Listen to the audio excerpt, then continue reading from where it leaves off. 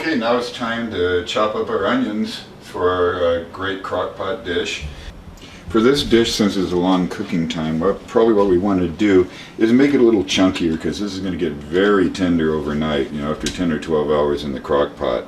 So I've already cut a very large onion in two, left the root end on, makes it easier to make this dice. So instead of doing the small dice, as I've done for some of the other recipes, we can go ahead and kind of cut in all the way almost to the root end and all the way through, just like that.